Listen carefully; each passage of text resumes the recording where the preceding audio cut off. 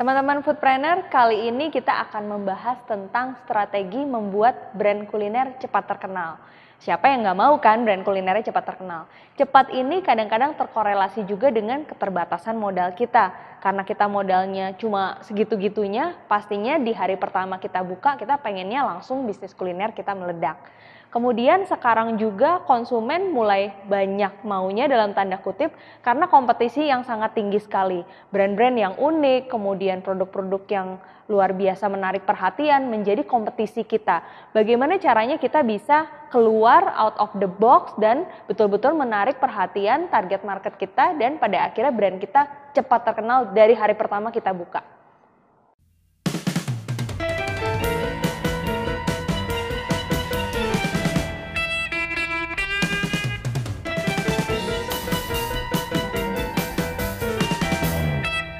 Membuat brand kuliner cepat terkenal terkesan tidak memiliki pola. Jadi banyak orang yang bertanya gimana sih supaya brand kulinernya tiba-tiba langsung terkenal? Mereka pikir itu sulap atau banyak orang yang bilang tiba-tiba. Tapi sebetulnya tidak ada yang tiba-tiba dan tidak ada yang namanya sulap. Karena bagaimana caranya supaya brand kuliner bisa cepat terkenal itu sangat jelas ada polanya. Pola tersebut bisa kita lihat dari yang namanya snowball effect yang telah saya gambarkan di samping ini. Saya akan awali penjelasannya dengan inti atau bulatan yang paling dalam yang saya kategorikan sebagai branding. Salah satu faktor brand kuliner bisa cepat terkenal adalah ketika konsep branding yang disusun itu menarik perhatian.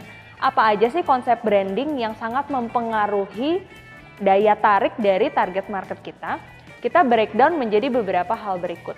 Yang pertama adalah pemilihan nama. Pemilihan nama dari sebuah brand sangat menentukan eye-catching atau tidaknya si brand kuliner tersebut. Sehingga teman-teman harus memastikan nama yang dipilih tidak asal atau nama yang dipilih itu memang betul-betul sesuai dan relevan dengan target market kita. Elemen yang kedua dari branding itu adalah logo. Logo yang dibuat tidak boleh asal, tapi memang logo yang dibuat harus sesuai dengan konsep dan relevan dengan target market kita. Apa yang ada di logo biasanya ada icon dan ada tulisan.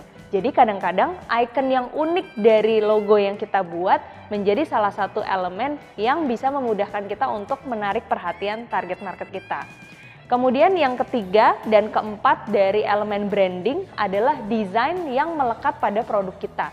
Contohnya, apabila kita memiliki produk kuliner, saat ini yang namanya desain kemasan sangat-sangat mempengaruhi. Karena habit konsumen kita saat ini, mereka tidak hanya makan dine-in, namun mereka juga seringkali membawa produknya untuk dimakan di luar atau take away. Atau sekarang sangat banyak sekali produk-produk yang dikonsumsi melalui GoFood.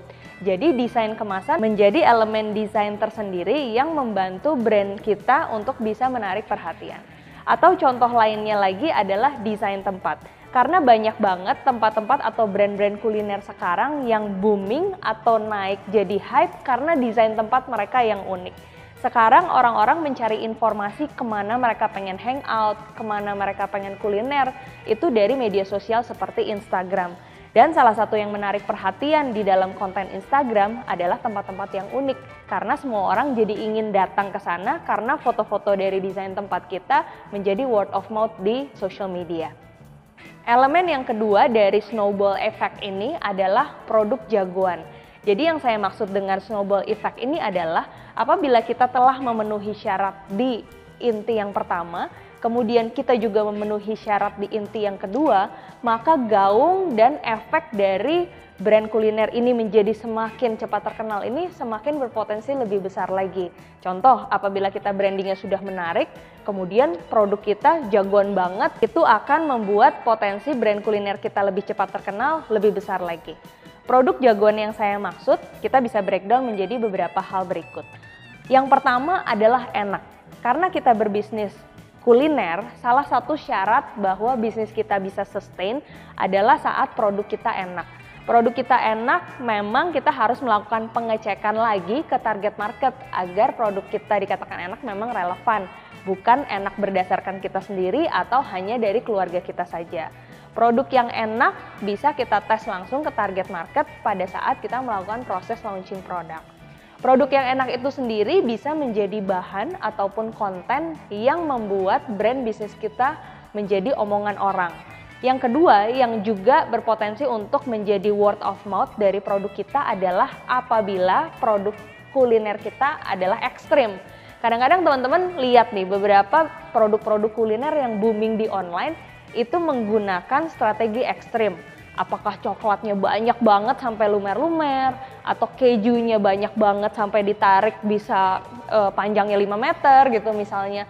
Atau misalnya cabenya pun ekstrim banget sampai betul-betul di foto itu warnanya merah semua, kemudian yang makan juga sampai ekstrim pedesnya. Jadi salah satu elemen yang bisa menjadi rekomendasi untuk produk jagoannya teman-teman adalah ekstrim.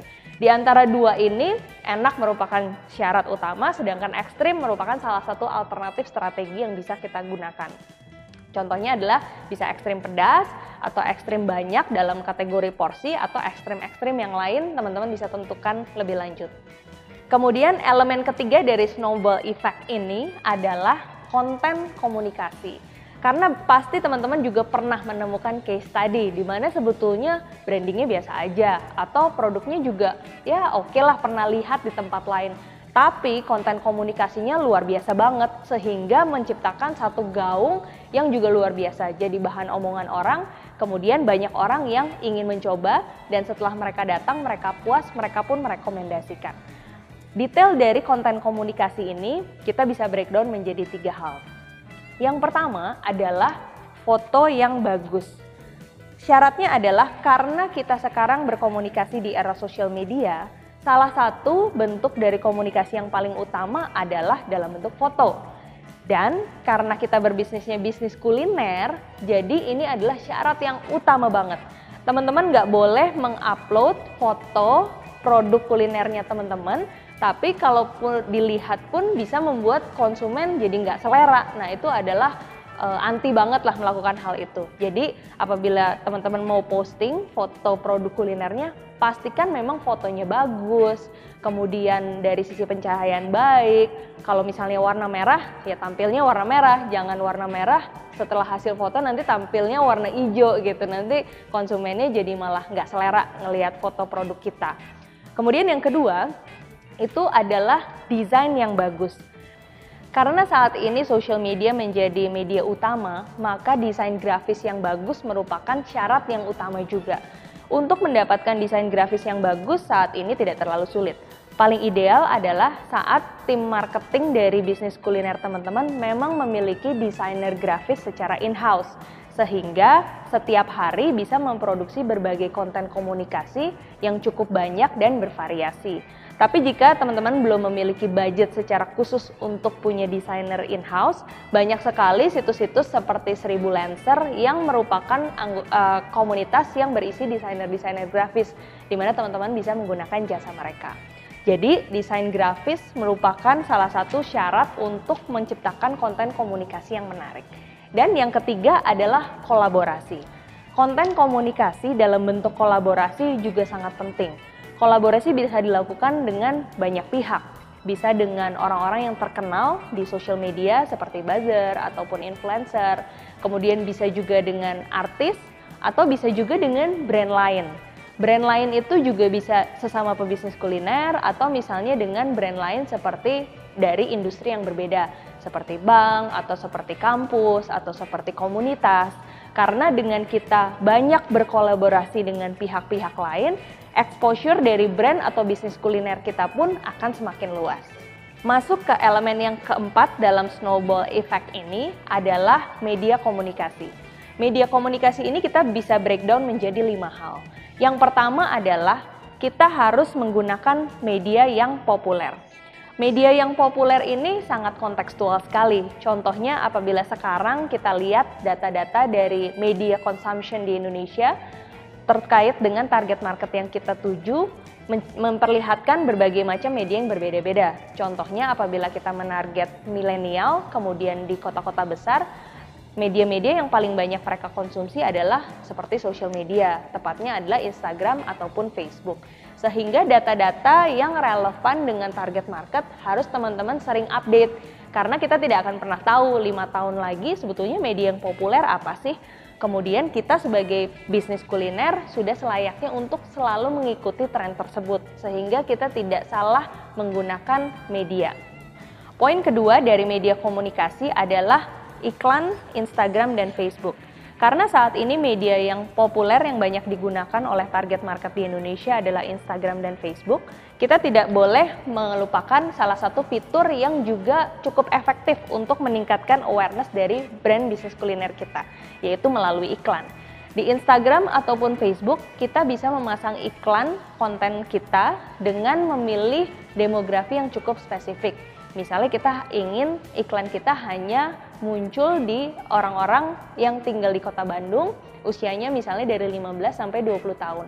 Atau berbagai spesifikasi lainnya itu kita bisa setting pada saat kita memasang iklan di Instagram atau Facebook. Kemudian yang ketiga terkait media komunikasi yang efektif untuk membantu brand kuliner kita cepat terkenal, itu adalah yang dinamakan dengan buzzer ataupun influencer. Buzzer ataupun influencer itu adalah mereka yang memiliki followers yang cukup signifikan banyak dan bisa jadi artis ataupun bisa jadi non-artis. Karena saat ini banyak anak-anak milenial ataupun Gen Z yang sebetulnya profesi utamanya bukan artis, tapi mereka memiliki followers yang cukup banyak. Buzzer dan influencer ini bisa kita lakukan kerjasama dengan dua cara. Yang pertama, biasanya memang mereka memiliki rate khusus sehingga kita tinggal kontak mereka saja, baik itu melalui direct message misalnya, kemudian kita jelaskan bahwa kita ingin mempromosikan produk kita melalui mereka. Biasanya kalau misalnya mereka memang memiliki rate, mereka akan kirimkan ke kita dan kita tinggal review apakah oke atau tidak, cocok atau tidak dengan budget kita. Cara yang kedua untuk bisa juga berkolaborasi dengan mereka adalah dengan mengundang mereka, baik itu pada saat kita melaunching produk baru ataupun melaunching bisnis kuliner kita.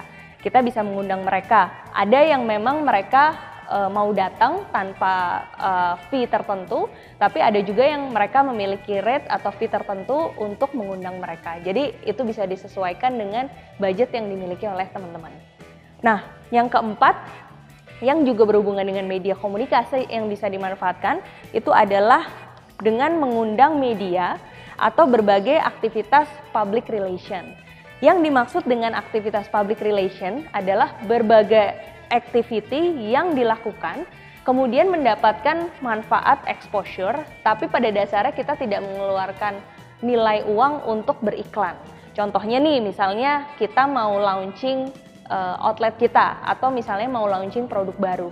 Kita bisa mengirimkan surat undangan, kemudian kita sebar ke berbagai media yang ada di kota kita ataupun di kota lain. Misalnya dari media televisi, kemudian media radio, kemudian media online juga saat ini banyak. Karena teman-teman media pun sebetulnya memang mencari berita, jadi biasanya pada saat kita undang, mereka pun akan tertarik datang. Kita tidak perlu melakukan pembayaran tertentu ataupun rate tertentu, tapi kita perlu menyediakan budget untuk melakukan komplimen karena pada saat kita undang ke mereka ke tempat kita, tentu kita pengen mentraktir mereka dengan produk unggulan kita agar produk unggulan kita mereka review dan mereka sebarluaskan melalui media mereka masing-masing. Dan yang terakhir yang tidak kalah pentingnya di dalam media komunikasi adalah kenalan. Sebagai pebisnis kuliner, itu udah wajib banget kita punya network yang luas. Udah wajib banget setiap minggu atau setiap bulan kita memang memiliki agenda untuk networking. Sehingga kenalan yang kita punya pun akan semakin luas dan semakin luas. Karena kenalan yang kita punya merupakan salah satu media komunikasi yang bisa kita gunakan untuk membantu brand kita cepat terkenal. Karena dengan siapa kita kenal, itu bisa memberi sumbangsi pada seberapa cepat brand kuliner kita bisa terkenal. Oke, masuk ke elemen yang kelima di snowball effect ini, last but not least adalah sales channel. Sales channel yang saya maksud di sini adalah pada saat kita sudah memiliki branding yang menarik, kita memiliki produk yang jagoan banget, konten komunikasi kita juga menarik banget, kemudian kita memilih media komunikasi yang juga cepat, tepat, dan luas. Tapi masalahnya pada saat orang-orang ini memiliki keinginan untuk membeli, nah mereka bisa mendapatkan produk kita dengan mudah atau tidak. Karena pada saat kita sudah sukses melakukan tahap 1, kemudian tahap 2, tahap 3, hingga tahap 4. Tapi saat konsumen kita ingin membeli dan mereka sulit menemukan atau bertransaksi di tempat kita, semuanya akan sia-sia. Maka sales channel di sini sangat penting sekali. Sales channel di sini akan saya jelaskan menjadi 6 hal. Yang pertama adalah produk yang kita miliki ini harus mudah didapat. Sales channel yang kita pilih itu bisa online, bisa offline. Contohnya untuk online, apakah kita jual di Tokopedia, kita jual di Bukalapak, atau kita punya e-commerce sendiri. Contoh lainnya di offline, apakah kita dengan sistem agent, atau kita memiliki outlet kita sendiri. Jadi sales channel yang kita tentukan harus sesuai dengan karakteristik produk kita dan sesuai dengan model bisnis yang dari awal memang sudah kita konsepkan. Sales channel untuk elemen yang kedua itu adalah terkait strategis atau tidaknya. Hal ini terutama terkait dengan apabila model bisnis teman-teman adalah bentuknya outlet. Apabila teman-teman model bisnisnya adalah bentuknya outlet, pastikan bahwa lokasi dari outlet tersebut strategis. Karena lokasi yang strategis sangat menentukan brand kuliner teman-teman bisa cepat terkenal. Pertama sudah pasti karena traffic yang lebih banyak sehingga lebih banyak orang lagi yang melihat. Dan yang kedua, apabila konsumen kita telah terbangun awareness-nya melalui Instagram dan mereka ingin datang, mereka tidak kesulitan untuk mencari lokasi outlet kita. Kemudian poin ketiga terkait GoFood. Saat ini sangat tinggi sekali habit customer atau target market kita untuk membeli kuliner melalui GoFood. Jadi teman-teman harus pastikan agar konsumen kita mudah untuk bisa mendapatkan produk kita perlu ada available di GoFood. Available di GoFood pun banyak strategi yang bisa kita lakukan. Seperti kita harus memastikan bahwa foto produk kita di GoFood pun menarik, informasinya pun lengkap. Produk yang kita jual pun perlu kita cek lagi ketersediaannya dan kedetilannya agar apabila konsumen memang mau membeli produk kita melalui GoFood, mereka mendapatkan informasi yang menarik dan benar. Kemudian yang keempat, terkait tingginya habit konsumsi melalui online. Online store bisa dijadikan sebagai alternatif sales channel. Tentu kita harus sesuaikan dengan produk kuliner yang kita miliki. Apabila produk kuliner yang kita miliki bisa dijual melalui online, sangat mungkin sekali kita membuat online store sendiri ataupun membuat produk kita available di berbagai e-commerce yang tersedia dan populer di Indonesia, seperti Tokopedia ataupun Bukalapak. Poin kelima dan keenam terkait sales channel berhubungan dengan repetisi. Apabila brand bisnis kuliner teman-teman telah dicoba oleh konsumen untuk pertama kali, sebetulnya jangan senang dulu. Karena pengalaman pertama inilah yang akan menentukan seberapa luas si snowball effect itu.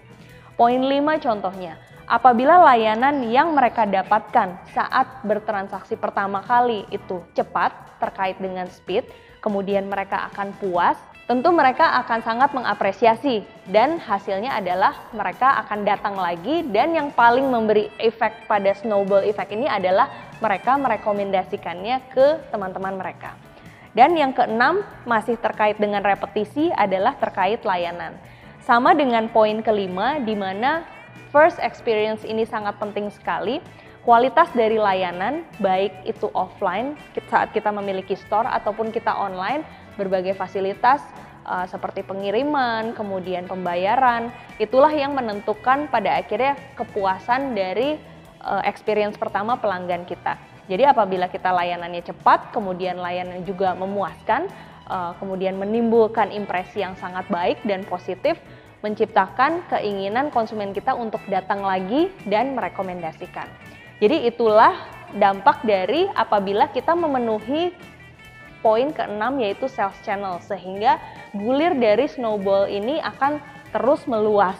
Dan pada saat kita memenuhi kelima elemen tadi, dari mulai branding yang bagus, kemudian produk jagoannya kita penuhi, konten komunikasinya menarik, kemudian media komunikasinya yang kita pilih juga tepat, dan saat orang mau membeli tidak ada barrier lagi dan pada saat mereka mengkonsumsi mereka puas sehingga mereka merekomendasikan ke teman-teman kita.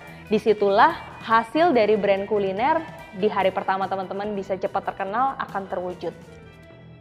Oke teman-teman foodpreneur, itu tadi gimana caranya membuat brand kuliner cepat terkenal. Jadi setelah mengikuti e-course ini, teman-teman nggak boleh menganggap lagi kalau ada bisnis kuliner yang langsung terkenal itu adalah sulap. Tapi melalui model dari snowball effect ini, teman-teman bisa praktekin langsung dari elemen pertama sampai elemen kelima.